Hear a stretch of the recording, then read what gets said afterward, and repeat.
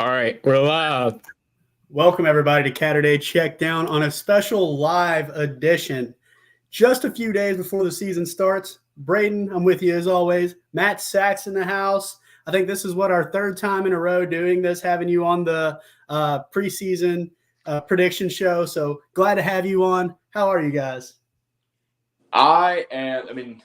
Everyone knows at this point this is my favorite Caturday Checkdown episode of the year. I love going through the schedule. And we're a week away. We are a week away from from Kentucky football. College football starts this Saturday in Dublin, Ireland, with Florida State, which who can't wait for that. But I'm just very excited to be here, man. And also I'm excited to see a guy who I haven't talked to in several months, like Mr. Matt Sack. What's up, boys? How we doing? Glad to have you all back. I got so excited. I think it was last week when I saw a Caturday Checkdown pop back on my feed. I didn't know that y'all were working on one or recorded one, and I know we have a group chat together and everything. But super cool to see that come up, and super awesome to see a text from Jordan Mathus come up, be like, "Hey, do you want to come on next week?" Like, heck yeah, let's do it. I think my third straight year doing this. I think this is the only episode I'm ever on is the season predictions. Every year I'm way too optimistic and pick more wins than anyone reasonably should, and I don't plan on changing that this year. So go Cats. Absolutely. Yes, sir. And that's part of the thing about having you on, though, is that you kind of bridge the gap between maybe some of the things I say or some of the things Braden says, and you're like, heck yeah, we're going to win every game. So we have a lot to get into, including that Ole Miss trip, which I'm sure, Matt, we're probably going to have some memories come up that probably weren't some of the best. But I want to get right into it, man. Southern Mississippi. Tate Rodemaker's coming back, he's coming from Florida State. He threw for 510 yards on the season. I think he's going to be a really key player. I don't think the secondary, though, is going to be good enough. That secondary is going to look rough. MJ Daniels lost his life due to a tragic incident. The defense has gotten a little bit better throughout fall camp, but I just don't think Kentucky's going to. I don't think Southern Miss is going to be able to pull through. Braden, what are some of your notes as we look at that first game? I'm sure we'll get into it a lot more next week as we actually break the team down. But first off, just give a little synopsis of what you've seen, what you've heard. Yeah, so Southern Miss, I feel like we can break this schedule into tiers. And Southern Miss is going to fall in that last tier of not good. They are projected 6 in the Sun Belt Conference West Division, which I believe is the only. I believe the Sun Belt is like the only conference with divisions now. So they're 6th in that division out of 7 teams. They had a 3-9 record last year. You mentioned Tate Rodemaker coming over from Florida State. That's like their only shining moment, I feel like, coming into the season. They are not really expected to be that good, so Kentucky should have no issues in this game. And as we know in the past with Stoops, sometimes that first game can be a little bit of a slugfest. I feel like even if Kentucky comes out and plays a C-plus game, they should still win the game fairly comfortably. So are we starting it off now? Can I go ahead and start just saying wins? We'll get Matt's little write up here on Southern Miss if he has anything to add to that. Also, I wanted to say something else about it too. So their last scrimmage, I think it was Saturday, they allowed over 10 plays that allowed 20 yards or more. Their defense did.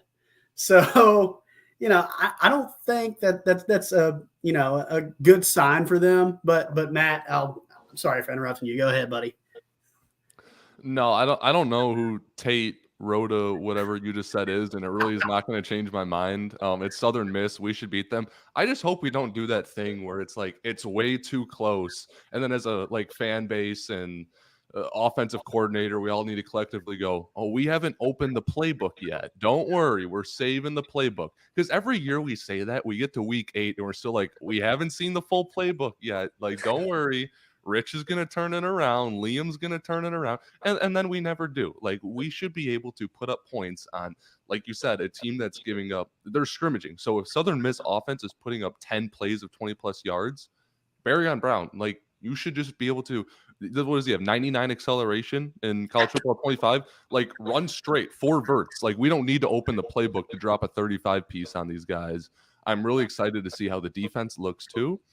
Lots of great reports coming out. Like, this could be Stoops' best all-around defense, top to bottom, maybe ever. Let's just roll them. Start off 1-0. Don't get cute. Don't do that thing where it's like, are we doing the Kentucky football thing? We do it every year. Can we not do it this year? Not only that, I do want to add Brock Vandegrift has a 94 throwing power in college football 25. So I feel like, you're going to be able to throw it right over that secondary. Braden, let's get your score prediction. Well, as I just said, I don't think this should be much of a competition. And also, I think it being a night game helps first game of the year. I feel like sometimes those noon games to open the season can be a little bit of a, you sleepwalk into it and just get out alive. But first game under the new lights at Kroger Field. Very excited. Light show. Very excited to see that light show. Give me Kentucky 45-13. Okay, Matt. I was going to say something very similar, and I wanted to say 42. I'm like, oh, man, is Mark Stoops really going to put up 42 points in like an opening game? It's never happened. So, Braden, thank you for giving me the confidence to say Kentucky 42. And then whoever that made-up quarterback is that you guys just talked about, him and the Southern Miss, they're going to have 7. 42-7, the Cats are going to start off 1-0. Man, it's funny, Matt. I was going to say 41-6, but I can't do that now. I think I'm going to go 48-13. I think that's it's going to be 2 field goals, both teams, and then touchdowns from there on out. I think Braden had 45-13, so we're all 45. kind of like a little bubble here. So yeah, exactly. So I think this next game is make or break for the year. Kentucky finds a way to lose this game 3 years in a row. I don't know if the fan base will ever buy into Stoops again. Personally, like this is the game that I think everybody's waiting for. It's going to be a 3:30 game, South Carolina. That nasty Shane Beamer comes to town. Guys, I can't tell you, I can't stress enough how important this game is. Lenora Sellers is coming in. It's a young guy. However, he's really bought in. The offense, I think, is bought in really from across the board. It's like they're starting over from scratch. Beamer's paid a lot more attention to detail this fall camp, rather than other years. He's just been I just don't see a scenario where Beamer's going to come in this game and not be prepared for this game. I mean, I know this is circled on his calendar as well. Braden, what do you think? Yeah, South Carolina, as much as I hate to say it, because if you've listened to this podcast over the last few years, Shane Beamer is certainly not a guy I'd like to have beer with. But unfortunately, he does have a 2-1 record against Mark Stoops. And they've gone back and forth over the years. South Carolina, I feel like I've said this for the past 4 or 5 years, but it feels like they're in a transition period with Beamer. I really like what South Carolina has offensively. Defensively, not so much. It's great that the game's in Lexington, because if it was at Williams-Brice, I'd probably not feel anywhere near as confident in the game as I do it being at home. But like you said, Jordan, this is the pivotal, and it feels weird to say that about a week 2 game, but this is the pivotal game of the season, because what comes the week after, we'll talk about in a minute. But this is the pivotal game of the year. You cannot lose this game if you want to do what some people think you can do and, go 9-3, 8-4, whatever it may be. This is a huge game. Also, a note, you mentioned Sellers. Let's talk about their SEC second team running back coming over from Arkansas, Rocket Sanders. Yep. He was considered one of the best running backs in the conference while he was in Fayetteville, and that will not change when he's in Columbia. He's somebody that Kentucky's really going to have to hone in on defensively. And if I might add, not only is Sanders going to be a a star for them. I think their offensive line is going to be a lot better this year. You have, I think, what did Beamer said? He said something about the eight different possible guys that you can throw in there. Really, that inner core of linemen from guard to guard, I think, is going to be pretty replaceable. And we talk about a guy that I think is going to make a big difference for them, their left tackle, Josiah Thompson, who, if you look at his measurements, the way he plays, he's a homegrown kid, reminds me of the way we may look at a Landon Young, a guy that's big, strong, and he plays the same. The way he moves, the way he guides his hands. Like, I think that this game is going to be it may be close, but do I think it's going to be 100% certain that South Carolina comes in here and wins? No. But I think as the future comes, that interior line, the way that they're developed, the way they're going to be developed as the years come by, I think it's going to make them a pretty good team. But this year, I don't think I can pick South Carolina. Sorry, Matt. Go ahead. Yeah, you said this is the pivotal game of the season. This could be one of the more pivotal games of the second half of the Stoops era. I think if you lose to South Carolina, the losses will start to snowball. Obviously, you probably lose to Georgia. You probably lose to Ole Miss. And now you're going into the bye week 2 and 3.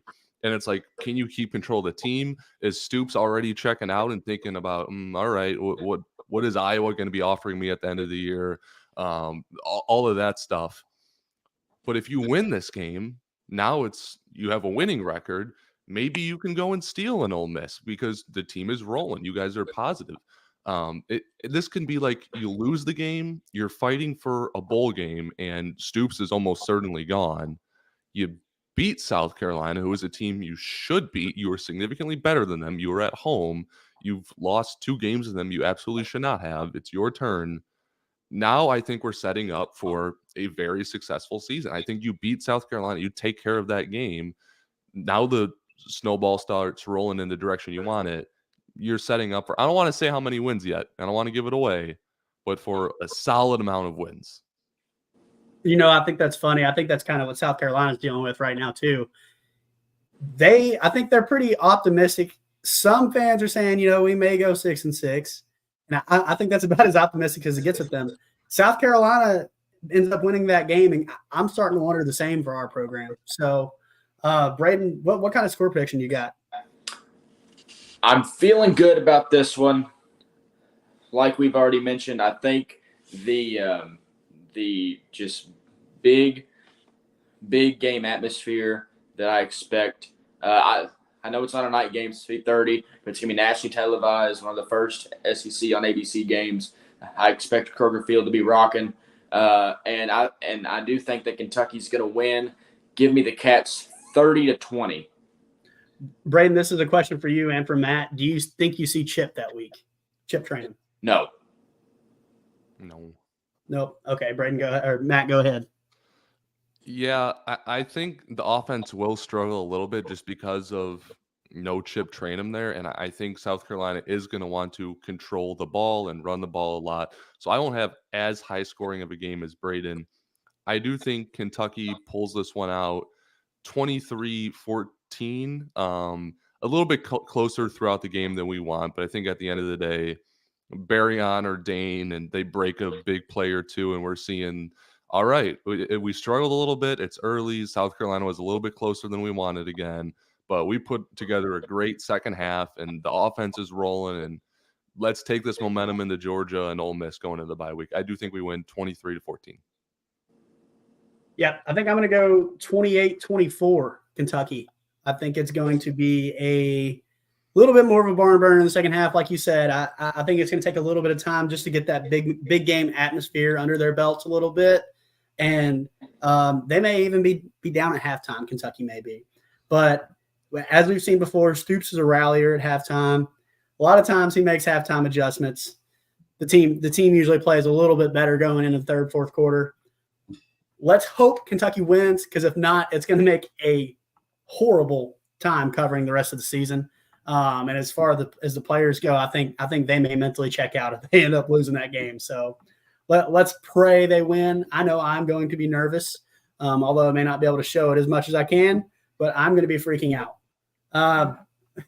So speaking of games that we may or may not lose, I want to talk about the number one team in the country, and probably I would say between them and Ohio State, most likely to win the national championship this year. And I'm still giving the slight edge to them. Let's talk about Georgia in week 4. That game is week 3. My schedule's off. But Georgia comes in, I can't count. And they're going to be the preseason number 1 team.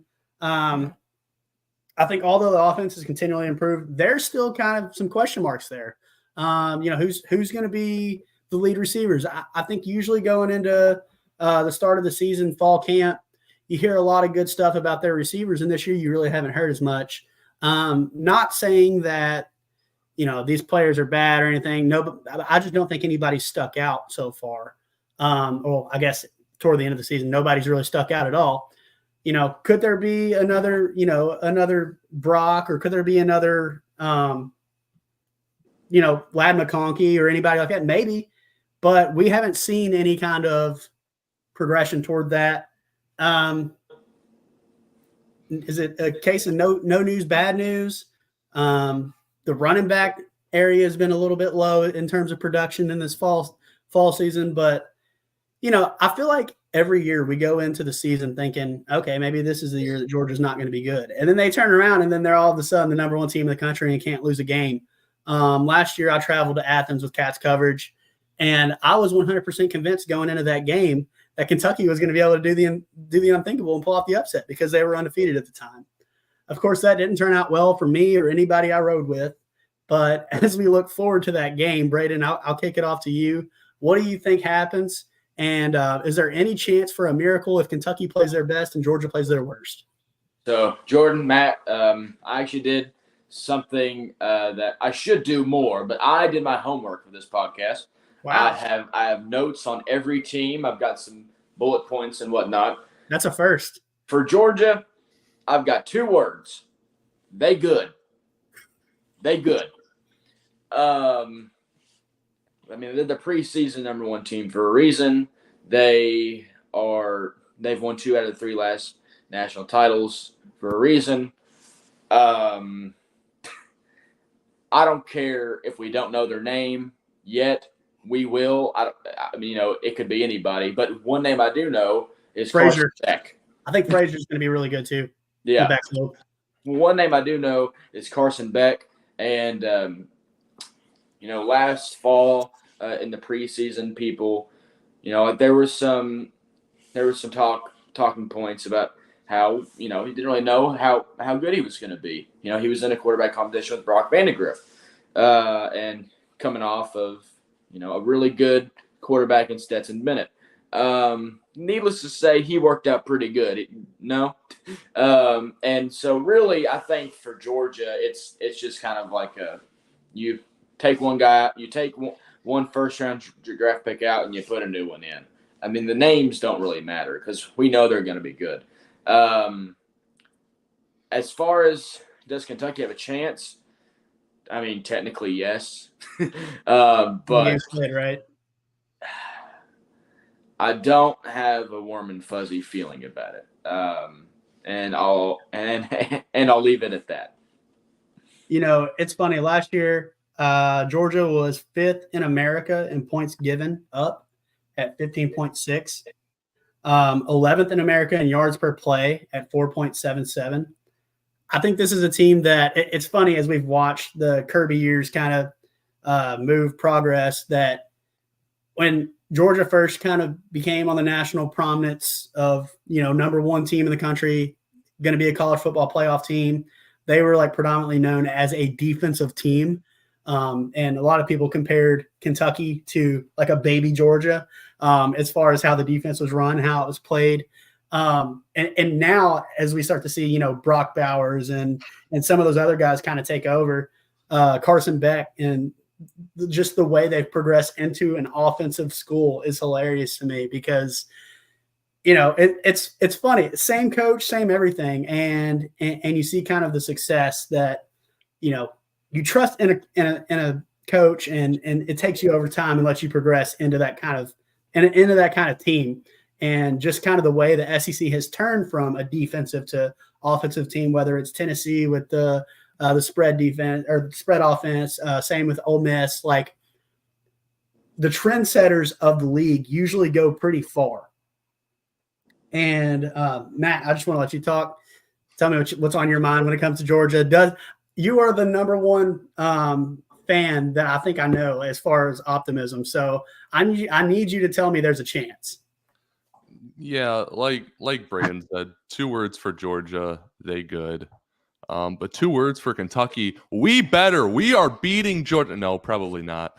I just want to see I want to see a why not us mentality, and not like Stoops is just like, well, maybe we could have beat Georgia if we ponied up and had to get to buy more players. It's like I want like us going into that game feeling confident with the players we have on the field. I mean, we took 2 guys from Georgia. I mean, Dumas Johnson and Brock Vandegrift. Like these are going to be huge games for them. I mean, probably like the middleman on both sides of the ball. I hope they're looking for something to prove. This is probably Chip Trainum's first game back. Again, a chance to prove it on the highest stage. He was a backup at Ohio State. Now he's RB1 for an SEC school going up against the best program in the country, the best, probably one of the best defenses in the country as well. I think as we get closer to that 7:30 p.m. kickoff with a 2-0 Kentucky team, the vibes are going to be rolling. I'm probably going to switch my prediction to a win. But just thinking a few weeks out, objectively, Georgia's just the better team kind of in all facets. Like when our better players are like their backups that kind of just got to hit the portal. I just want to see a competitive game. That's fair. And I think the thing with Georgia, too, is that Georgia doesn't lose to teams. The reason Georgia loses is because they beat themselves. Yeah. Maybe minus that Alabama game last year, which I still think they got hosed into not making the college football playoff, but that's a story for a different time. I mean, can it happen? Yes. 2019 South Carolina is a good example of that, where it's just, the missed field goals and missed blocks and things like that can dictate a win or a loss. But to even put yourself in that predicament would be a pretty good thing for Kentucky, I think. And then that same year, 2019, LSU, I think, was the better team, probably one of the better teams I've ever watched in college football. And I think they were just a better team, and they won. So can it happen? Yes, but it's very few and far between when it does. So honestly, I think I'm going to have to predict a loss. I don't think that's a very crazy statement, but Braden, what's your take? Yeah. So I'm going to give 2 predictions, which I know that's probably not fair, but I'm going to do it anyway because why not? If Kentucky loses week 2 to South Carolina, Georgia wins 63-0. Wow. No, that's a little exaggerating, but I do think if Kentucky loses to South Carolina, that game might be an absolute bloodbath week 3. If Kentucky wins against South Carolina, I think it'll be a lot more competitive. But at the end of the day, I'm going to go Georgia wins 34-14. All right, Matt. Isn't that the score Levis's first year when we went down to Athens? I feel like it was something similar to that. It was similar. I think it was 31-13. And I feel like that's the gap between this Kentucky team and this Georgia team. So I'm kind of using a similar outlook there. And like I was like kind of noted to earlier, like in 2018, I think Kentucky had talked themselves into an upset. I think they went into that game thinking they could win, like 100% knowing they could win. And then things didn't really turn out right. Georgia's kind of hit a stride these past few years that I don't think anybody's touching.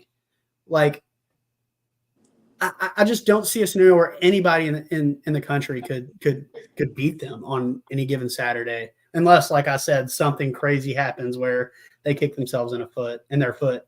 Matt, what kind of score you got for that game?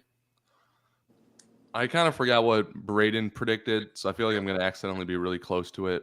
I think it's going to be 31-14 Georgia, but I feel like there's going to be a point at this game, not like going into the game, but genuinely in the game, at least like a quarter or so in, where we're like, hey, guys, like we could win this. Like it's going to be 7-7.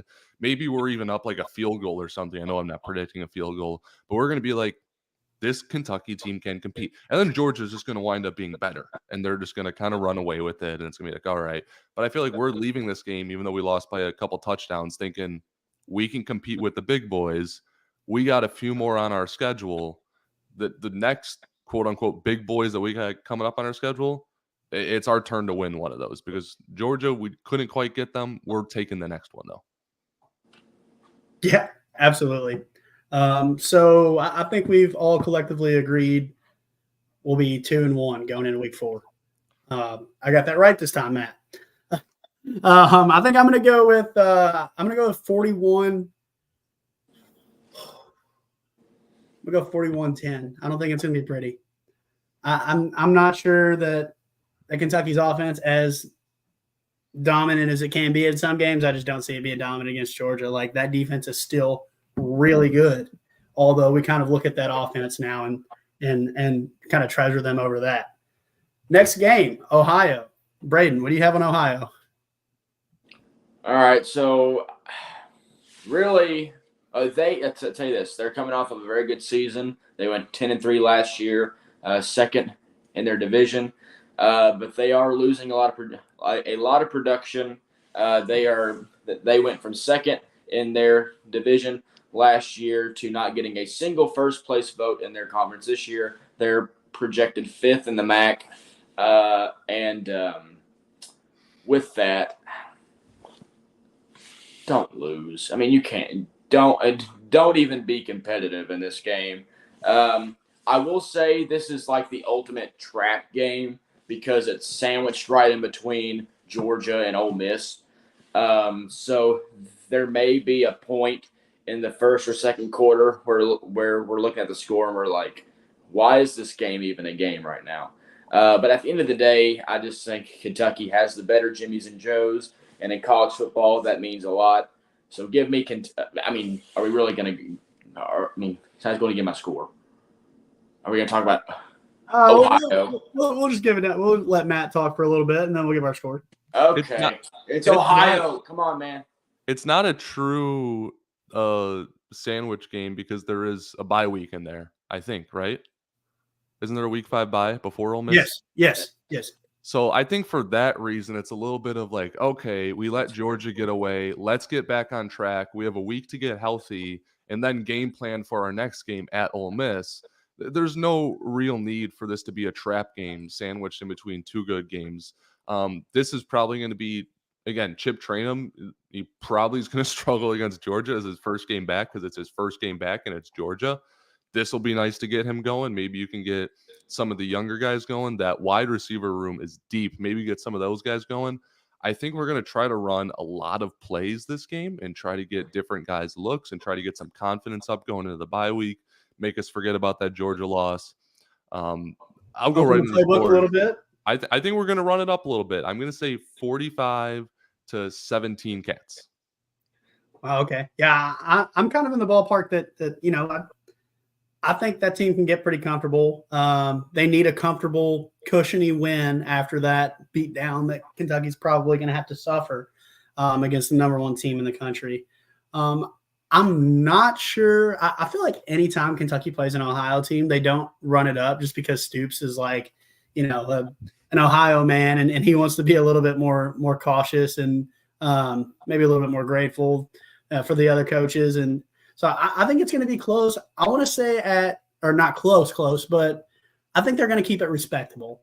I'm going to go 31-14. And I think by, let's say, the fourth quarter, I think Brock's probably out. Beginning of the fourth quarter, Brock's probably out. Chip, I don't know. They may, like you said, Matt, they want to try and build him a little bit of a confidence. So I could definitely see a scenario where he's still in the game, just kind of running over guys because he's going to be one of those guys. He's going to be able to give some hits. I can't wait to see it. So next, Matt, I've waited 2 years to go back down to Ole Miss. Matt, are you making the trip or no? Maybe. I might have to. You'll probably convince me. Coming off a bye week, what is that, end of September? Yeah. So September 28th, I think, is the day of that game. It just sucks that it's a noon game again. Is it Hey, we another still had nightmare? plenty of fun down there last yeah. time. Can we talk a little bit about that trip? Yeah, go ahead. I'm going to go over some of the highlights. All right. So, number one, we get in there and we go down to, what is it, the square at Ole Miss where all the bars Yeah. are. Yeah. And it's like, we go from like bar number one, it was the library, it was like $100 to get in. It's like, nope. And then it was like $50 to get in. Nope. Next bar, $20 to get in. It's like, my gosh, it's like drinks are going to be like $15 a piece. And like, like we're going to be putting back Millers at the game tomorrow. Like we spent over $100 on the ticket and gas and all of that. So like, let's chill. So we finally get all the way like off the square, and there's this bar called like the Something Pig. Every time me and Jordan bring up this bar, we're like, oh, it's the fat pig. It's the dumb pig. It's the wet pig. Yeah. Like we find a new adjective for the pig every single time because we can't remember what it was actually called. Then we like went to bed at like 3 a.m., wake up at 5 to like walk over to the Grove and start tailgating. I met the whole Reps and No Good crew for the very first time today. We ate entirely like snacks out of a gas station because that's all there is to eat in Oxford. I'm trying to think of what else happened. Obviously, we met the Drew Timmy family. We met the Timmy family. We met Drew Timmy's aunt. And we're just like, we're the ones that started Timmy Time. She's like, Timmy Time. You were the ones that like photoshopped like the jerseys like over. I'm like, yes, that was literally. She's like, no way. I'm trying to think of other crazy things that happened. Backwards hats. What was that? Backwards hats. We almost got kicked out of a couple bars. You're not allowed to wear a backwards hat at an Ole Miss bar because they say it promotes fighting. Like if you're wearing a forward hat, this is the gentlemanly way to wear it. You're not trying to fight with the forward hat. If you go backwards, now it's like, I'm ready to square up. So you cannot wear a backwards hat in a bar. We drove home on Sunday morning. Jordan was really sad. He was singing Hurt by Johnny Cash. He was also singing Shania Twain, which he asked me, when I get married, can he sing Shania Twain at my wedding? Which I responded, yes. So we decided that trip that Jordan is allowed to sing at my wedding. And Christina gets no say in that, right? Like no matter what, like I have to be able to sing, right? We've already told Christina about it, and she said no, but I agreed to it. There's nothing we can do about it. I will make a guest appearance, and she may be mad at me. I don't know, but I'm going to come through those doors singing some Shania Twain, and I can't wait for it. Okay, maybe like the wedding reception, like not the wedding, like the ceremony. I don't think you're gonna get away with that one, but like 10:30, 11 o'clock, when people are having a good time. Maybe you can sneak in a Shania Twain song. I just want to talk about the atmosphere for a second when we went down there. Like it was, Matt, we didn't get more than probably 3 hours of sleep that entire weekend, but from what was it, probably 6 o'clock by the time we got to the Grove. I mean, we were a walking distance. And from that point on, I mean, it was a party. Like there were a lot of, I think half of Kentucky was down there. And you just, it was almost like a home game for a minute. And then, of course, as the time goes on, more Ole Miss fans fill in. And it almost looked like a half and half in that stadium. Like it was so crazy the amount of people packed that were Kentucky fans that were packed down in there. I don't know if it's going to be like that this year because I feel like the majority of fans that are making a trip have already kind of committed to the Austin, Texas trip. So I hope Kentucky can get that many fans in the game again and make it a really fun atmosphere. But even for a noon game, I mean, that stadium was jumping from kickoff to the end when, as we all know, the illegal player downfield and even going into halftime, the tripped up Barryon Brown on kick return, like a lot of bad things. Are you done yet? A lot of things happened in that game that I think about almost daily at this point. And you're right, Matt. I was really sad on that trip coming back. It was a great time, though. Before the game, even after the game, one of our really good friends gave us a pep talk in the Grove, and I felt a little bit better about it, but I was still just like down to the dumps. And you know what? I think if Kentucky beats South Carolina, loses to Georgia like we've all predicted, I don't see a scenario in which Kentucky looks at that team and thinks, oh, well, this is the end of the season like they did that year, because Kentucky knew they had a chance. And although I think Kentucky may think that as well this year too, that team is stacked. I was telling somebody today, from starting quarterback on offense, and literally every starter on the field is going to bring something big to the game for Ole Miss. Now, their depth is something that I question. I don't think it's going to be, a scenario like South Carolina's interior offensive line, like I talked about. I don't think that team is built to win in the college football playoff, but they can definitely, especially if you look at their schedule. Let me get it pulled up here. They play Furman, Middle Tennessee, Wake Forest, and Georgia Southern before they play Kentucky. Kentucky at that point has already played a game against South Carolina, who I think is going to be pretty good, and a game against probably the toughest team in the country. So Kentucky's definitely going to have some dinks and dunks at that point, or be a little bit banged up, that I don't think Ole Miss is going to have to worry about. They don't have to show their full playbook until Kentucky. They don't have to, they can play some of those other guys, the second and third strings, to get themselves a little bit warmed as we move into the season. So how much of an effect do you guys think that is at all? I mean, if they don't have to play anybody, like, they're going to be pretty healthy going in. As we know, football is a very physical game. And by week 5, week 6, like, those weeks critically matter when it comes to health and recovery.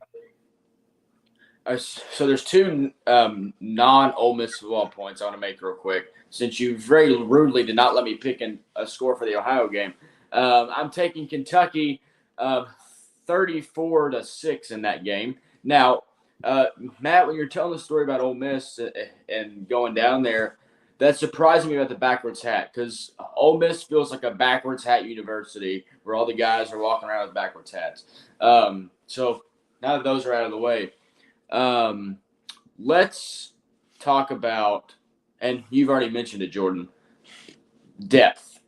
Ole Miss, their first 22 are, I mean, honestly, you can put them up against the elite of the SEC, and that includes Texas, Georgia, Alabama. They can be right there with them. Once you get from 23 and on, there's quite a bit of a drop-off. So you mentioned their schedule prior to Kentucky. I think that's huge, because that likely means they will still have, you would expect, most of their depth intact coming into that game. But then on the flip side of that, Kentucky will have had to go through quite a bit of just game pressure throughout the season already, whereas I don't think Ole Miss will have had to deal with much game pressure in the season yet. So they may be in some situations that they're not used to as a team yet, and Kentucky could capitalize on that. Everyone knows about Ole Miss and their offense with Lane Kiffin, Jackson Dart. They got, their offense is going to be elite. We know that. But this might be the best starting defensive line that we play all year, including Georgia. They have 3 all-SEC preseason guys, and they are going to be very stout up front on that D-line. Usually when we talk Ole Miss, we don't want to talk about defense, but that D-line is elite. And so thankfully, Kentucky will have had a couple games to, some SEC games to kind of get ready for that physicality. But I'm telling you right now, that D-line is stout, really good, and it's going to be probably the best D-line Kentucky plays all year in terms of their starters. Now, once again, depth is an issue for them, but we're going to find out a lot about the Big Blue Wall there in Oxford. Guys, you know that, like, pimple that you get on your face, it just won't go away, and you'll get it gone, and then like a few weeks later it shows up again in the exact same spot, and you're like, how did that happen? Mm-hmm. That's exactly how I feel about Jordan Watkins. Can you guys still believe he's in college? Like, I am so tired of reading his name for 3 years he was at Louisville. COVID happened, and he's still in college somehow. Like, how? And I'm so sick of his name. I'm not gonna lie. I am doing live scouting for every single team that we play by looking up everyone's college football 25 ratings, and I got the Ole Miss's wide receiver depth chart. I'm like, Jordan Watkins, like, that name sounds familiar. I'm like, no way, it's that Jordan Watkins, right? And I looked up the stats. Sure enough, it is. I'm like, oh my gosh. But I agree with you all. Ole Miss, I think, is a little bit thin. not only are they thin, I love the depth of our defense. You talk about Ole Miss being able to like have that like push tempo offense, and usually we weren't able to keep up with them. Back when Jackson Dart sucked, I mean, they were just running it down us when we went down there 2 years ago. So I think we're going to be able to keep up with them a little bit better. I don't think they're going to have the run game. I think that running back that went to Ohio State, who I'm forgetting his name, Judkins, is that his name? Judkins, yep. I think they're going to miss him more than we're thinking. They're talking about how the roster's stacked. I think missing a running back, because even the year before that, they had 2 running backs. They had like a TCU transfer as well. I think they're going to, what's his name? Braden, help me out. Well, you shouldn't have done that to me, man. My bad. Okay. I think it was Zach Evans. Is that right? Zach Evans, yes. I think they're going to miss the run game a lot more than people are giving that credit for. And I think our front 7 is going to lock down anything that they're trying to do. I love our defensive depth. Again, we're either having Waller or Dunn come off the bench. We have I'm blanking on his name. I know I refer to him as the New Testament. Is it Christian Story or something like that? Yeah, Christian Story. Yeah, Alabama. Yeah, New Testament. That's how I know him. I like that. It's so bad. I know so little about football. I appreciate you guys having me on. I just think that's really good advertisement, especially in the secondary, and just how locked down our front 7 is going to be, and just the lack of Ole Miss's run game. Us coming off the bye, we're going to be fresh. Hopefully we're rolling. I know Mark Stoops usually struggles with the bye games. I think it's different with a week 5 bye. Usually like we're talking about a week 7 or a week 8 bye, and we play Tennessee after, and we always lose to Tennessee anyway. So I think this one's going to be different. I think we find a way to pull out a win at Ole Miss and redeem a couple years back.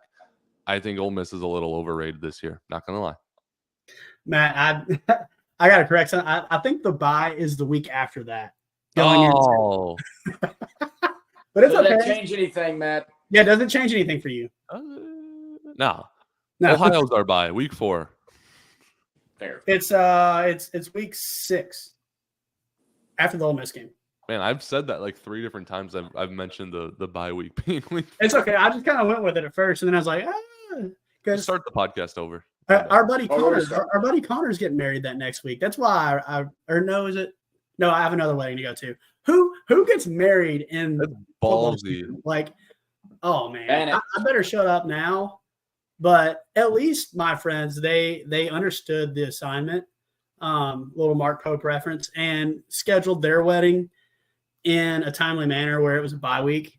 So that's why I remember that so well. But no, our buddy Connor, he did not schedule that during a bye week, and unfortunately, I may have to miss it.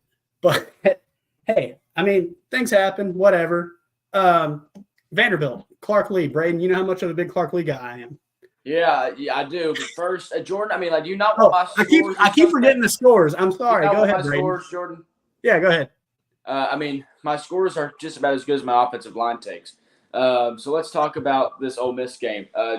Matt kind of stole my thunder there. I thought that I was going to be the one to go off the beaten path. But I'm happy to be in the foxhole with you, Matt. I think, I mean, there's always one upset game a year. I think for Kentucky both ways, where Kentucky upsets a team they shouldn't beat, and then Kentucky gets upset by a team they should probably beat. So I think this is going to be the game that Kentucky pulls off the upset. And here's the thing, Ole Miss, I mean, given some other team schedules, coming into this game, Ole Miss could be a top 3 team. I mean, like, they could be the 3rd ranked team in the country, and I wouldn't be surprised. So that would be, I mean, that maybe would have to be considered. I mean, obviously I know there's the Louisville wins the biggest upset of the year. But as far as like in all of college football, I think at that moment, I think it would be the biggest upset of the year. Absolutely, yeah, and I think you might have considered the biggest win of the Stoops era. I mean, to go on the road and beat the top, even if they're top 5, top 3 team in the country. But I think it all comes down to, and who would ever thought that we'd say this as Kentucky football fans, but I think it's going to come down to depth. I think Kentucky has more depth all across the board than Ole Miss. We mentioned it a few times already. I mean, as far as like the 1 through 22 goes, maybe not as strong as the Rebels, but I think after that, Kentucky kind of takes the cake. So give me Kentucky to win that game. I think just based on the nature of how Ole Miss runs offense, they're going to put up points no matter what. But I do think that Kentucky is just going to be able to match their offensive production. So give me Kentucky 34-31 in the Grove. Matt? He gave a score. I'm not going to go as high scoring. I'm going to take Kentucky 24-21 winning in the Grove. All right, I guess I'm going to have to be the bad guy. I think that offense is just going to be too much for Kentucky to handle. As good as our defense is, I don't know, man.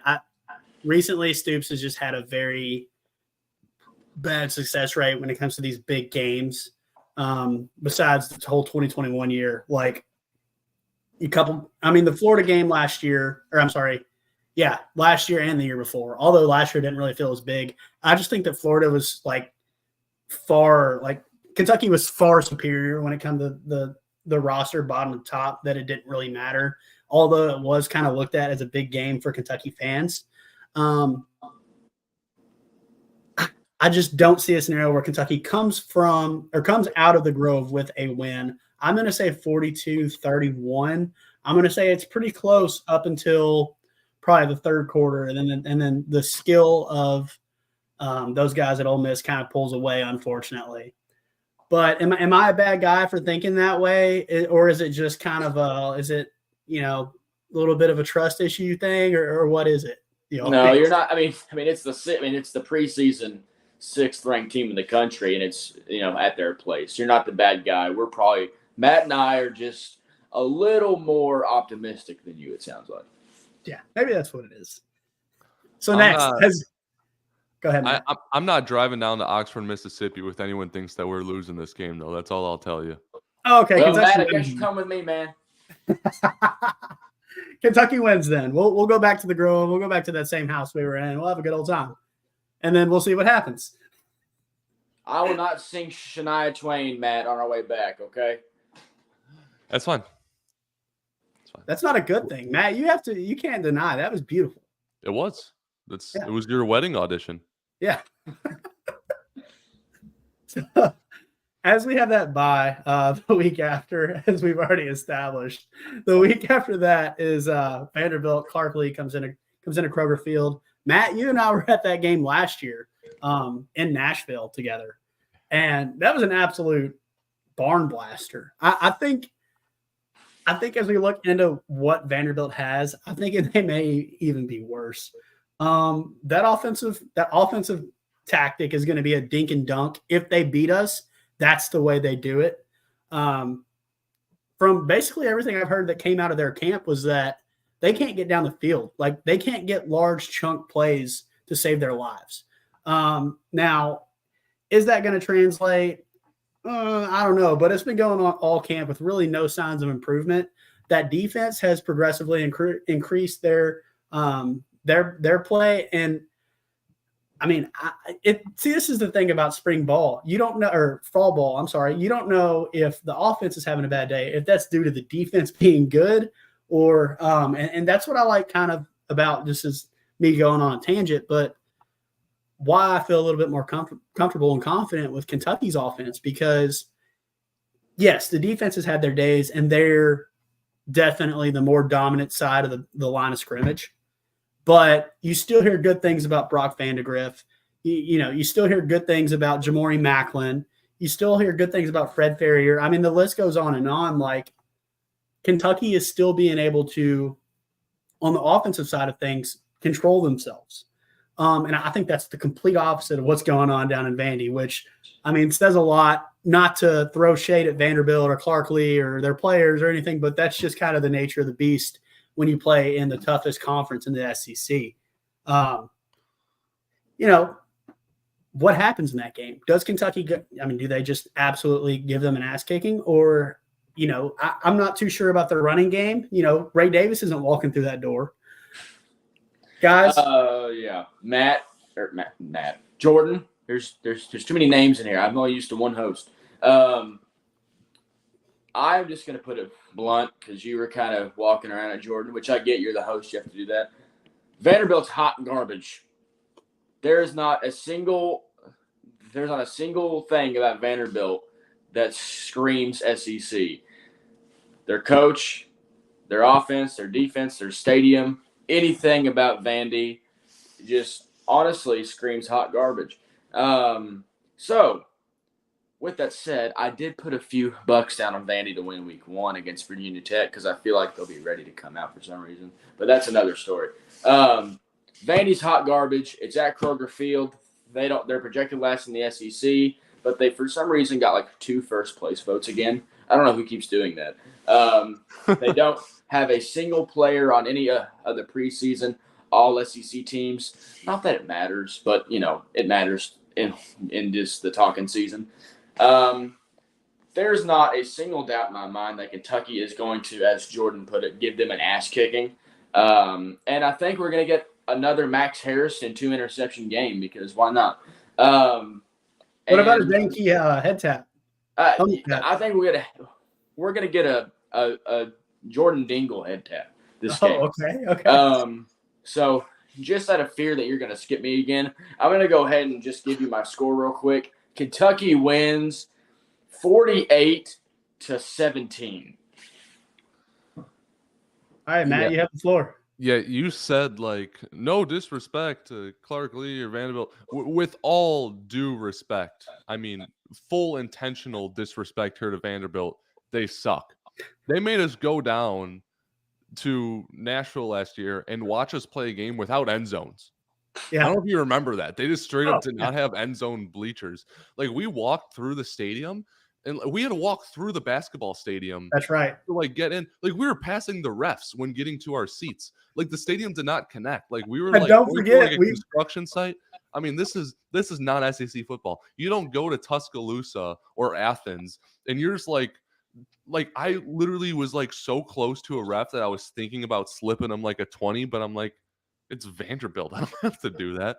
You're not walking through construction sites after already entering the stadium to get to your seats. No, this is Vanderbilt. They suck. I think our front seven is just going to absolutely overwhelm them. They're not going to get any run game going. They're going to be forced to throw it, and it's just not going to work well for them. They don't have it in them. I think it's going to be a good day for the running backs and the running quarterbacks. I think Brock might have a couple good runs. The backup quarterback from Rutgers that I'm blanking, Gavin Wimsatt. Yep, there we go. He'll have a nice day. I think I wouldn't be surprised if we opened up some packages for him now that we're kind of being able to expand the playbook as the season progresses. Similarly to Braden. Similar to Braden, yeah. I think it's going to be 42-10. It's going to be disgusting. Matt, I'm going to tell another candid story about last year and that Vanderbilt trip. You and I went to a tailgate that was pretty much beside the Kentucky locker room. And when I say locker room, I mean, in quotation, it was a tent. Yes. For anybody wondering, I mean, we heard the hype songs before the team ran out onto the field from our tailgate over the speakers. And you stayed back, and there were I want to say maybe 30 minutes left till kickoff. And you probably know exactly what I'm about to say. And I started walking. I was I'm going to go ahead and go to the seats. And I get halfway through before realizing I have to walk all the way around the entire stadium just to get in. And I ended up walking around some hotel. And like you said, Matt, I was walking past the Vanderbilt basketball court. And I was so confused. And at the time I thought I was lost until I saw a beer line just in the middle of nowhere in this some random hallway. And I was it might have been the science hallway. I don't know. So I walked up and got a beer, and then I was oh, maybe I should call Matt. And you sat down maybe 5 minutes before kickoff. And I'm that was so close because I know you want to be in your seat, and you want to experience it all. But I don't think you had any idea that it was going to be that way, just getting into the stadium. It was rough. And, you're right. Screw them for making us have to go through that. Yeah, I remember it was like they got like 40 minutes till kickoff, and it's like I think we recorded a live We're Up to No Good that day, so I was like packing up my laptop and microphone and all of that stuff, and saying hello to some people at the tailgate. And you walked in, and then like you called me like 15 minutes before the game, which I'm thinking about like, oh, it's time for me to go in now. We had really good seats; it should not be that hard to get to. You called me, and you're just like out of breath, like, hey, like I left like 20 minutes ago. I'm only like halfway to the seats. Like, you probably want to leave early. I'm like, you're not even at the seats. I'm like, oh my gosh. So yeah, I think I had a sprint, and then I sprinted past the refs. Like, they were going on the field like for like kickoff as I was like walking in my seat. So poverty program. So as we I mean, I don't think I gave a score, did I? No. I'm gonna say 44-10. Kentucky wins. Next week we got Florida, a team that Kentucky's had their number, and really ever since 2018. 2019 was kind of that was kind of a scratch game. You lost your quarterback, and Kentucky still almost won. 2020 COVID, and who cares? 21 on, Kentucky has dominated that series, and it hasn't been by fluke. Like I was saying, like that roster from top to bottom has been so much better than the Florida Gators. Guys, I don't think with the way Florida's schedule is laying right now, if Kentucky gets to that game and beats Florida, that may be the end from Billy Napier. Braden, what do you think happens in that game? What are some of your key points you want to hit on as we look at that Gator team in Gainesville? How much of a difference maker you think being on the road is for that game? Yeah, so actually, Florida is one of the in college football 25. You do a dynasty with a school that's like a one-star school, and then like a school that's like historically good but struggling. So my school for that's been Florida. And so I know quite a bit about the Gators, and here's what I'll say. Their backup freshman quarterback has like 88 speed, so they've got a great future there at quarterback. But as far as their current season goes, so you mentioned their schedule already.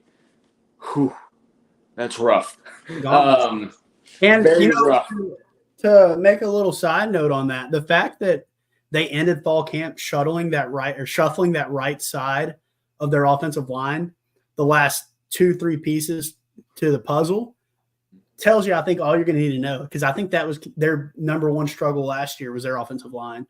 Yeah, and if my memory serves me right, I believe the week before they play Kentucky, they go to Tennessee, so they'll be coming off of a very emotional rivalry game against the Vols coming into Kentucky. Obviously, we know the Graham Mertz saga of a couple years ago, where we thought it was going to be Mertz at the helm for the Wildcats, and ended up being not Graham Mertz. And then, of course, Kentucky proceeded to absolutely dog walk Florida last year. With that said, I've already mentioned earlier that there's a game that Kentucky usually upsets and they win and they shouldn't. And then there's a game Kentucky loses and they shouldn't. And I think that's this game. Roster-wise, I know, give me the thumbs down. Roster-wise, Kentucky's better. Coaching staff, Kentucky's better. I mean, there's really no football reason for me to pick Florida over Kentucky here, but I'm doing it solely because to me this one loss that shouldn't happen game was between Florida and Auburn, and I just don't see Kentucky losing to Auburn at home, which I know we'll get to that in a second. But so that's why I'm going with this game. I think the road environment will play a role, and honestly, this may be one of the only games that Florida can win. So I think Billy Napier might be putting every ounce of coaching ability he has into this game to save his job for at least another week. So with that, I'm going to take Florida, but just know it's not because I think Florida's better. I just think it's because, unfortunately, Stoops does seem to do this once a year where he loses a game he shouldn't. So give me the Gators 23-21. Matt? I disagree. This Florida team is not good. I hope we don't get to the backup quarterback, just because backup quarterbacks in Florida, like, read that book before, seen that movie. But their schedule's ridiculous. They have to play, I think, 3 top 20 ranked teams, preseason ranked teams, before going into the Kentucky game. Then their last 5 games: at number 1 Georgia, at number 4 Texas, home versus 13 LSU, home versus 6 Ole Miss, at number 10 Florida State. I mean, their last 5 games are all against top 13 teams. So yeah, you kind of have a little bit of that. Let's just see if we could. Let's just see if, like, maybe we can win one more game. This is our last winnable game. At this point, they're already going to be entirely out of bowl eligibility. They know they're not going to win. The players are. They know they're not going to win. Their coach knows he's not going to have a job in a week or two. Kentucky wins this one relatively easily for being down in the swamp. I know that's a place historically we've not won a lot at until as of late. So, but I think we continue. We win 27-16. Cats roll relatively easily, and Stoops just continues to own the whole state of Florida. I can see a scenario, and mark my words. Week 1, Florida plays Miami. I think Florida can torch their secondary. Like, Graham Mertz can look like an absolute Heisman contender and really show out that game. And I think there's going to be a lot of talk toward them. But like you said, that's just a tough gauntlet. By the time they end up playing Kentucky, they're going to be tired, and they're going to be, maybe a little bit down on their luck. And like you said, Matt, as of late, like, that game has come down to Kentucky. Like, what does Kentucky do in that game? You think back to some of the great moments that we've had just a few years. Wandell with the screen that went 40 yards. Kick 6. What was that? The kick 6. Yeah, the kick 6. You had that other interception Trevin Wallace had last year. The Ray Davis running all over Florida. Like, wasn't the Deion Walker put himself on the map where he just walked through Florida's line, exactly, obliterated Etienne? Yeah, you're right about that. And then going back to 2018, the fumble return for touchdown at the end of the game, the Lynn Bowden touchdown in the corner of the end zone on the there's just been so many moments game in and game out. Like, I can't predict a loss for that game. Like, I don't know. Maybe it's just me being a homer. Maybe it's just me being optimistic. But, like, Kentucky has absolutely dominated that entire series dating back to 2018, minus a couple of hiccups. So, guys, what are you guys going to predict for score? I think I said 27. I did too, yeah. 16. Oh, did you? I'm so sorry. I'm so sorry. I was just thinking about what I was going to say. Clearly, the host doesn't listen to his co-host. I'm going to say 28-24, Kentucky wins. Auburn. There's a false sense of confidence, I think, with a lot of Auburn fans, media, and maybe even some national media. Just, I don't know if they're on the Hugh Freeze hype train because, he's turned programs around before. But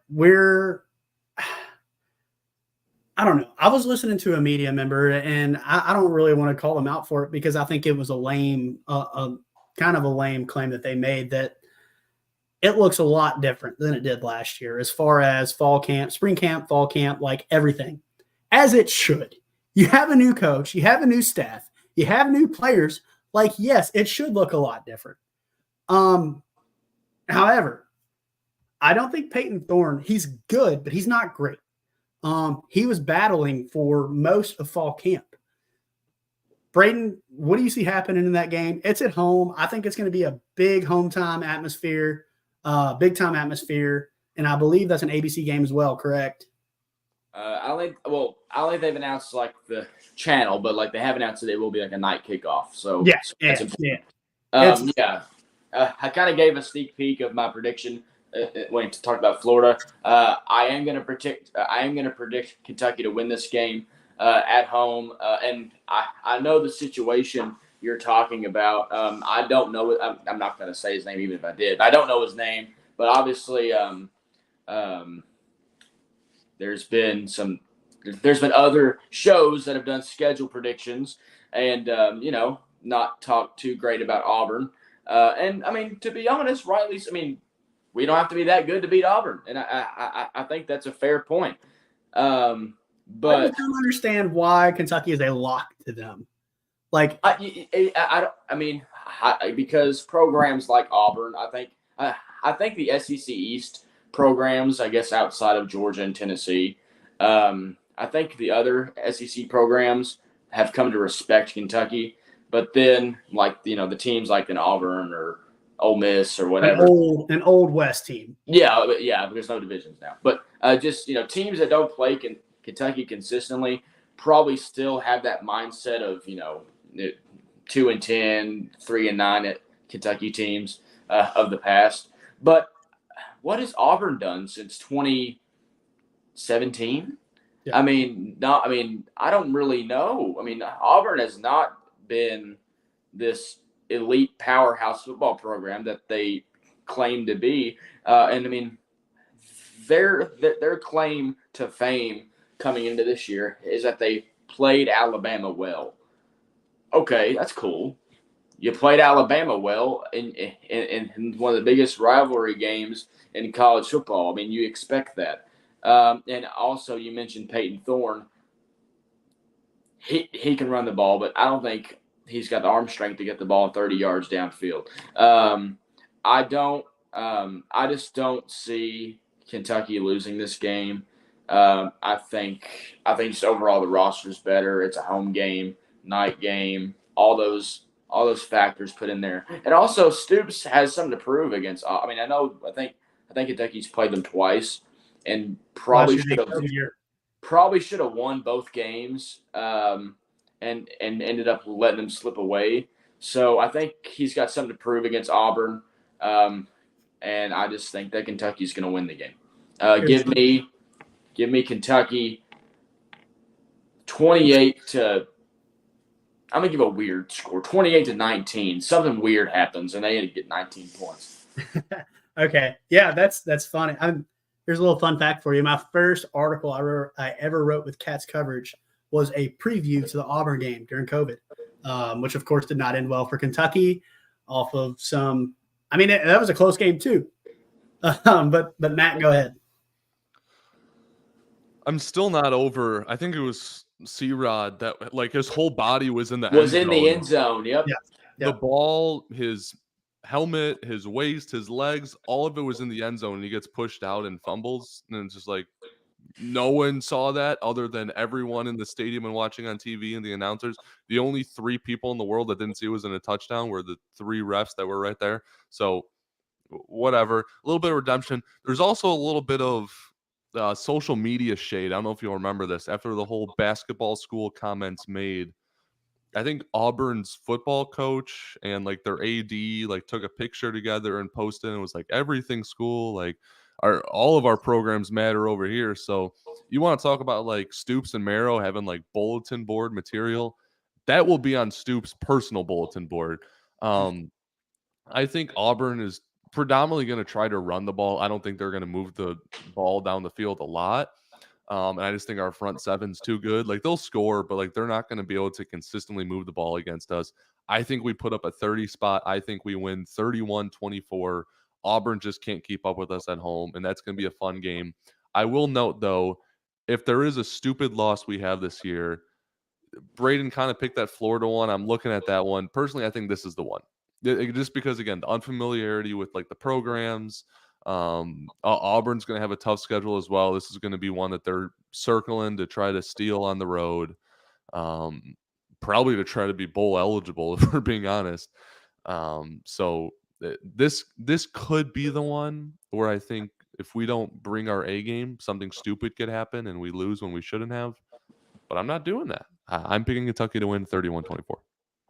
Well, the Auburn media picked a lock, so I'm going to pick a lock. I think Kentucky wins 34-14 and kicks their asses. Woo! Yeah. I think they're going to listen. As we know, Stoops' teams have a tradition of having bulletin board material and using that as motivation to come out and just absolutely hammer somebody. I think this is going to be that game for Kentucky. I think, they're tired of hearing it's a lock. They're tired of hearing they're going to lose this game. They're going to lose that game. Kentucky is a respectable program, and I think they don't really get the recognition they deserve sometimes. Therefore, it's going to happen. And, that's a good point, Jacob, on the chat. It does give me LSU vibes. Like, everybody and their mom thought LSU was going to come in and beat Kentucky after beating Florida, and it was just an absolute ass kicking from kickoff to the end. And, we'll see. I'm confident in Kentucky. I don't think, like I said, I don't think Peyton Thornton's going to be able to do anything on Kentucky's defense, from Max Harrison to everybody. Like, I don't see a scenario in which Kentucky loses that game. Speaking of games that I don't think Kentucky's going to be able to beat Tennessee in Neyland. Braden's going to walk away. It's going to be so tough down there, man. I mean, that atmosphere is insane. We don't have a kickoff time yet. I'm kind of interested to see what that is, because as we all know, that last time Kentucky took that trip down there, 2022, it was insanity. They had the scary Rocky Top, the night game, the light show, the fireworks, everything. And I don't think Kentucky was really ready for that environment yet. And as we know, that series has been one that has tormented Kentucky fans for years, decades upon decades. And Kentucky's had their opportunities. It reminds me like the old Florida series, how, Kentucky never really won that game. Like, it's the same thing. And Tennessee, they're just – it's hard for me to predict that as a win. Braden? This is a situation of I have to see it to believe it. And, I mean, Mark Stoops has had 3 years to figure out Josh Heupel's offense and has given up, if my memory serves me right, 45, 42, and I believe last year 38, or maybe even a little, I think 38 points. So each year it's gone down about 3 to 4 points. So we're getting there. But obviously that offense is just it's just hard to combat, even if you have a good defense. And then as far as you look at the other side of the ball, James Pierce might be the best individual player that Kentucky sees this season. He very well may be the number 1 overall pick in the NFL draft on that Tennessee D line. Not just a defensive player, but I think maybe the best pass rusher as well. Absolutely, yeah. So that's something that we'll have to keep an eye on as well. Yeah, like I said, I got to see it to believe it. I think for Kentucky, it's just a mental game at this point. Kentucky has had better teams than Tennessee in the past and still lost. But I have to take the Vols just because I have to be rational. Give me Tennessee 35-24. Yeah, I think last year, even some of the years before, we were genuinely better than Tennessee and didn't beat them. Like last year, I think was a good shot to beat them. I think we had the better roster, and we were at home, and it was a night game. And I don't even think Tennessee played their best game that night. It's going to be a night game in Neyland. They're going to have their A game, and I think Tennessee is just a little bit better this year than us, even though not as far off as I think it is. Again, I think Kentucky is very underrated this year. So I think Tennessee will be a really good team, but Kentucky is going to be a very good team as well. But I think 31-20 Tennessee is going to beat us. Yeah, I think that the no-huddle spread offense is probably the worst offense Kentucky can try and defend. As we've seen the last few years, it only takes 2 plays. It only takes a play, really. I think that the game in 2021, it was a first play from scrimmage. It was, yep. And gone to the house.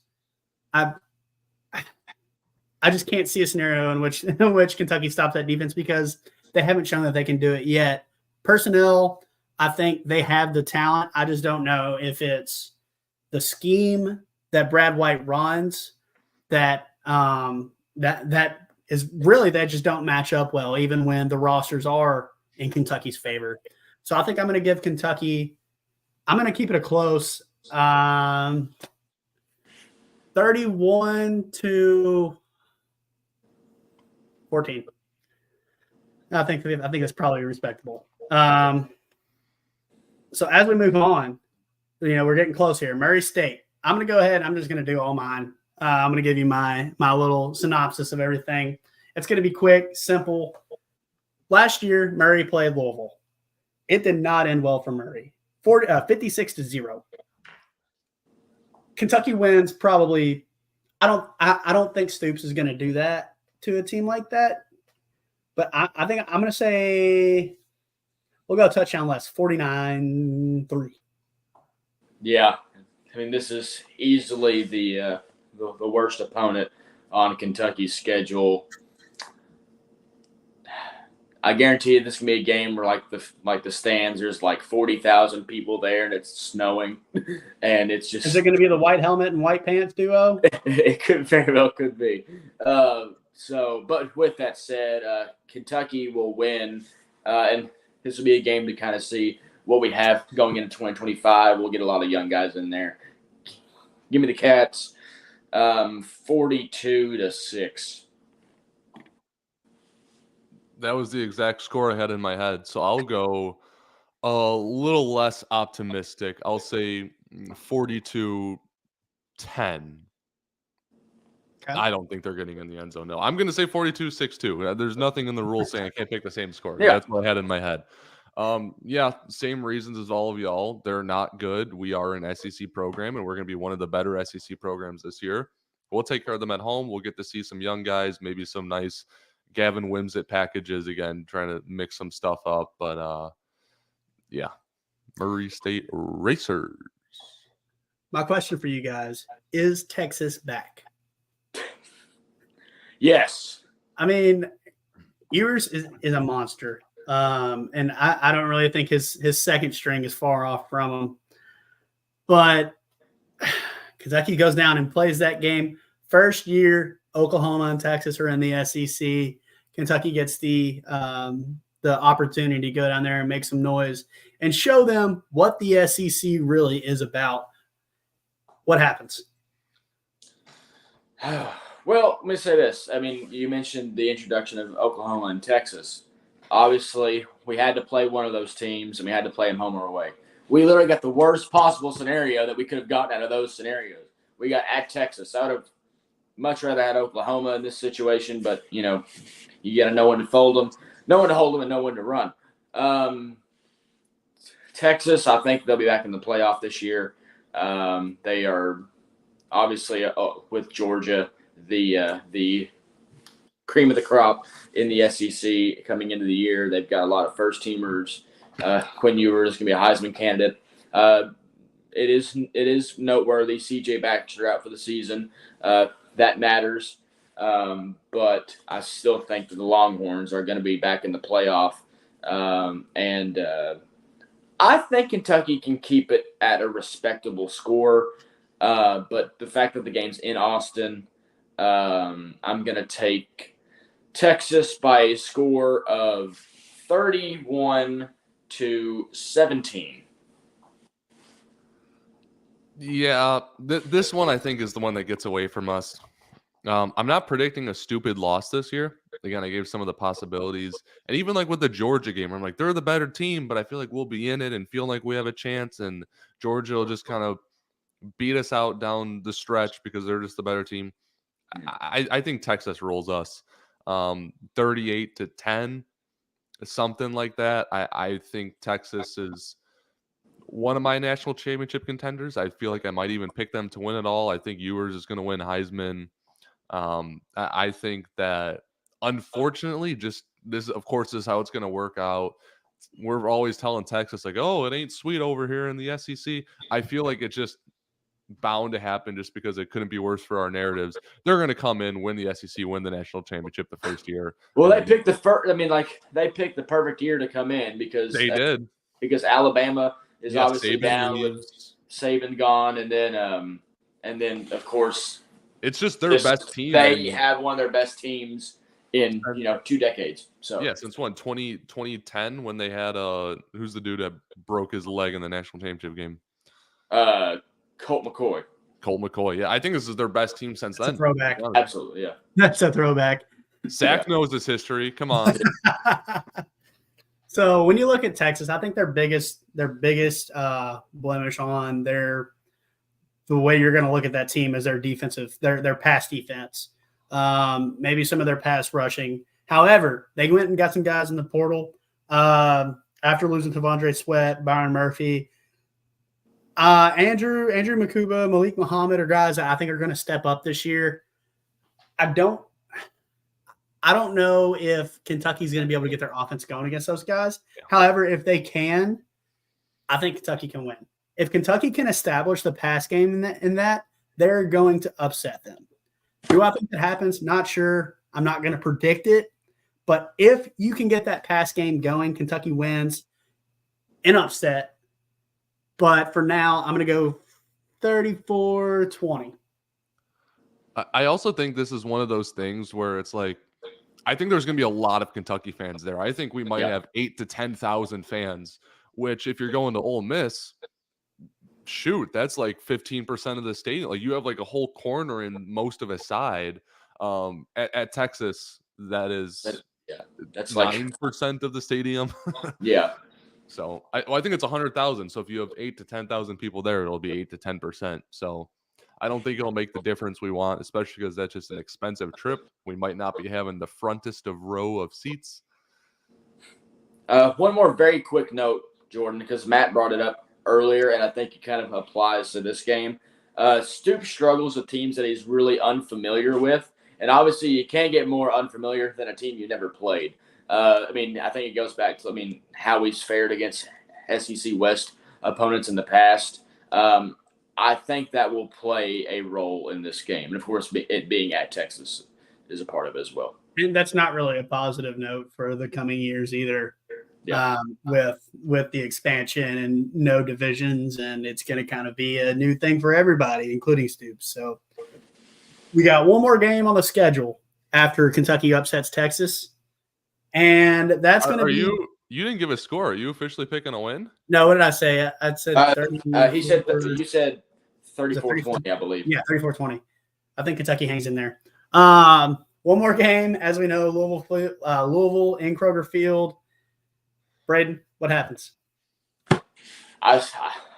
Once again, I said it for Tennessee when it comes to Kentucky beating them. I'll say it the other way around this time. I got to see it to believe it. Louisville's not beating Kentucky, especially at Kroger Field. Their quarterback is, I believe, in his mid-40s. Jeff Brom, obviously, I respect him as a coach, but he's a Louisville man through and through, and he's not going to come into Lexington, Kentucky, and pull out a win. I just think Kentucky is more physical, more talented, and is just overall a better team. Obviously, Louisville has one thing on their side, and it's that their schedule sucks. So they're going to come into this. They're probably going to come into the game a top 15, maybe even top 10 team, and people are going to pick them. And then Kentucky's going to be like 7-4, 8-3, and not be ranked. And then I still think Kentucky's going to win. I'm going to take Kentucky by multiple possessions. Give me Big Blue 42-24. Braden, haven't you heard? Kenny Payne won those games. Louisville's back. Malik Cunningham, he's back for his 4th year. No way he loses 4 times in a row. No, we got Brom. We brought Brom home. No, we're 10-1. We're going to win the ACC. We're going to go to a bowl game. We're going to be in the college football playoff. I heard that. Do you know what? We're going to sell out Freedom Hall because guess what? Our TBT team is going to beat Kentucky's as well. Haven't you heard, Braden? I heard No it. way It we wasn't lose all anyone of to those. help you out. No way we lose all of those. Louisville is good at one thing. You got to give them credit for it. It's losing to Kentucky. They suck. Every single year, this is our year. This is our sport. We lost in football. But basketball, yeah. Oh, shit, we lost in that too. Oh, made up basketball with the alumni in the basketball tournament. Oh, we lost that too. Guess what? This football season, they're going to lose again too. And I disagree. This is not going to be one of those, well, oh, look at Louisville. They have the better record. And Kentucky, who knows? But they might still win. Kentucky's going to be having a great season. If you go off my record, we are 8-3 going into this game. We are just holding at home against Louisville away from being in college football playoff discussions. If you go off my predictions, we've lost to Georgia and Texas and Tennessee, who are 3 really good teams, but we've beaten Ole Miss and we won at Florida. We took care of everyone else. We've beaten Auburn. I also think Louisville, think of like how close they were to losing so many games last year. Like, weren't they like tied like 3-3 at halftime with a garbage NC State team? Like, I just think they're going to regress to the mean. I'm going to even say we go into that game, even with our super hard schedule and their cupcake record, they're going to be going in. We might have the same record. We both might be 8-3. I think we might even be a game better. This Louisville team is not good. They're be lucky to even have like their second string quarterback at this point. I mean, there's no way that guy is staying healthy. I don't even know his name, but it doesn't matter because he's going to be out by week 4 because that's what he's done his whole career. Louisville sucks. That's why their name starts with an L, and that's why we throw them down. And they ain't have baseball anymore, Matt. You forgot baseball. Oh, yeah, surely they'll beat us in baseball because no. Nick Mingione says to suck it. I didn't give a score. Who's in Omaha? I didn't give a score. Brock Vandegrift's going to run for 5 touchdowns. He's going to one-up Will Levis. It's going to be. Is he going to hurdle anybody? Oh, he sure will. I don't want to do what Gavin Wimsatt does. He's going to hurdle. He's going to hurdle Jeff Brom. It's going to be 35-17. It's going to be bad. We're going to double them. That's what we do. You know what? That might have been the greatest rant that's been ever existed on this podcast. That was beautiful. We may have to clip that and put it on Twitter. I think one thing that's been missing as the trajectory of the football program has kind of gone down in the last couple of years is an absolute ass kicking against Louisville, your in-state rival. For whatever reason, whether I don't even think it's skill. I think 2 years ago, Kentucky had the ability to. It just didn't happen that way. Last year, some things kind of happened that led to that, like the Devin Leary interception there at the end of the game. Like, there were a few things here and there that just kept that game from being an absolute ass kicking. And this year, I think Kentucky takes that grace back. Kentucky's going to absolutely whoop them. It's going to be Brock Vandegrift in the end zone. Like you said, 5 times. I'm with you on that. 5 touchdowns Brock Vandegrift throws. And I think Barryon Brown's going to go out on top. He's going to go out as a Kentucky Wildcat going into the NFL draft. As much as I hate to say it, Brown, Key, and Deion Walker are all going to go out, maybe Max Hairston too, as guys that Kentucky are going to remember because of this season. And when you look at lasting impressions, you look at Lynn Bowden in 2019, Logan Stenberg. These guys had a goal to accomplish against Louisville, and that was to kick their asses. And I think that's how Kentucky ends the season. I think that we're going to go looking into the offseason here and think, wow, you know what? We played some really tough schools, and we did kick Louisville's ass at the end of the year, because that always leaves a positive impression in our minds. And I think that no matter what, that's going to be what keeps Stoops in Lexington. So with that being said, I'm going to go 49-10. Kentucky wins. Whoa! In an absolute blowout. Whoa! Absolute blowout. And we'll see what that does in terms of college football, playoff talk, and all of that. If Matt's correct, I don't think 8-4 gets you in, but Matt, if your prediction's correct, I can clearly see a 9-win team getting you into that talk. So we'll see, man. I cannot wait. Matt, I know you're excited to see how many beers you can pound at these tailgates with John Mathus. Yeah, man, let's go. Let's get it. Matt, thank you so much for – go ahead and say something. Yeah, how about all these late night games too? I feel like we don't have any home nooners this year. Like everything's 3 or 7 or a flex or something like that. So more tailgating time, more time to down the Club Blue beers that we have to go fund Jasper Johnson. So let's go Cats. This was a lot of fun. I really appreciate you having me on. Also, like JJ Weaver has been here since like the Bush administration. I don't think he's ever lost to Louisville. He's like the football version of Perry Ellis. Like I looked on our roster and I was like, oh shoot, he's still here. Like I thought like last year was like the one more year that he came back for. Yeah. I just want to say how cool it's going to be if he has a great year, especially if Kentucky has a good year as well. All the things he's been through. This is a guy that we know personally has been through a lot. I mean, if you don't know, I don't want to get into it, but we know he's been through a lot. He also tore his ACL his freshman year. He's never quite lived up to the hype. Every single year, we were like, this is the JJ Weaver breakout year, and it never really happened. And this year, I feel like there's not that much hype around him. But he came back. His whole goal last year was I'm going to go pro, and that was his whole mentality.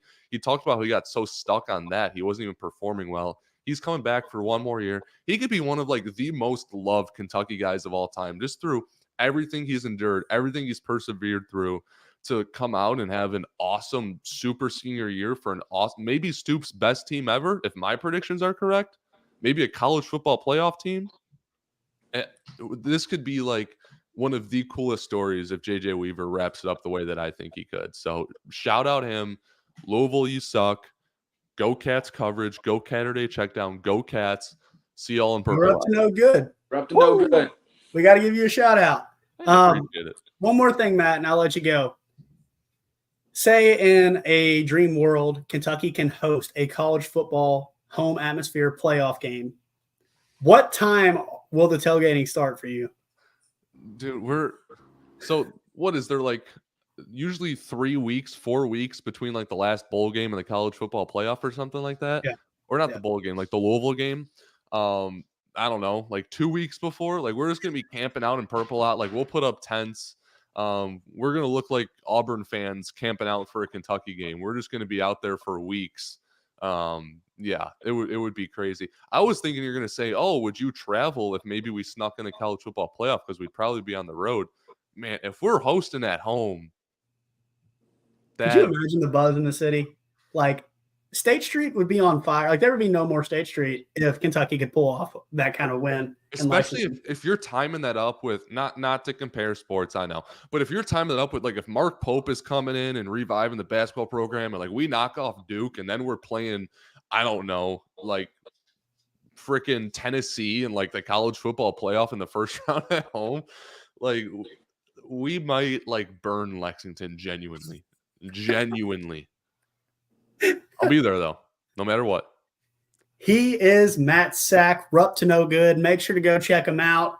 One of the best, probably the best Kentucky basketball podcast out right now that is very engaging with their fans and just truly a breath of fresh air.